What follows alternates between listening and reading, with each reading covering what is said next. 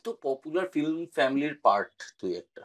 সব্যসাচী চক্রবর্তী শ্বশুর, গৌরব চক্রবর্তী বর, মিঠু চক্রবর্তী শাশুড়ি, অর্জুন চক্রবর্তী দেওর।